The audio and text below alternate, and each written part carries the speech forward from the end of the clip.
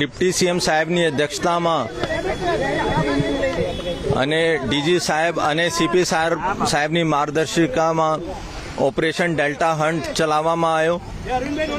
એમાં અમદાવાદ સિટીમાં સીપી સાહેબની અધ્યક્ષતામાં કાલે રાત્રે એક મીટિંગ થઈ હતી.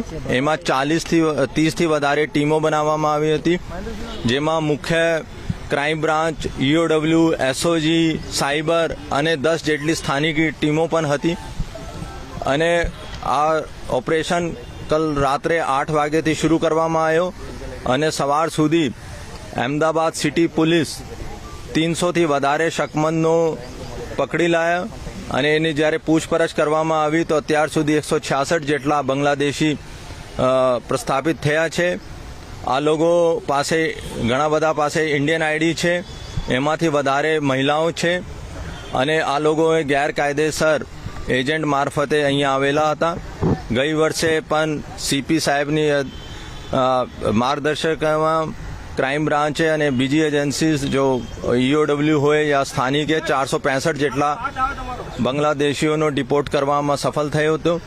અને આ વખતે પણ હું માનું છું કે અત્યાર સુધી 166નો આંકડા આવી ગયા છે અને 150થી વધારેની પૂછપરછ ચાલુ છે.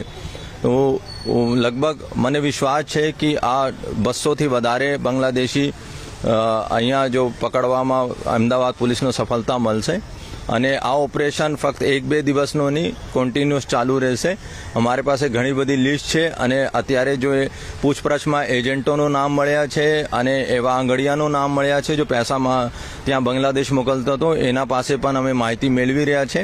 ઘણા બધા બાંગ્લાદેશીઓ જ્યારે ઓપરેશન ચલાવવામાં આવ્યો રેલવે સ્ટેશન ભાગી ગયા હતા, ત્યાંથી થોડી પકડવામાં સફળતા થઈ છે. અને ઘણા બધા અહીંથી બાય રોડ અને બાય બસ અહીંથી જતા રહ્યા છે. મહિલાએ વધારે સ્પામાં, પ્રોસ્ટિટ્યુશનમાં, વેશ્યાવૃત્તિમાં સામેલ હતા. અને આ લોકો જો મેલ છે, આ લોકો અહીંયા કચરા કલેક્શનમાં, ભંગાર કલેક્શનમાં, પીરાના આજુબાજુ કામ.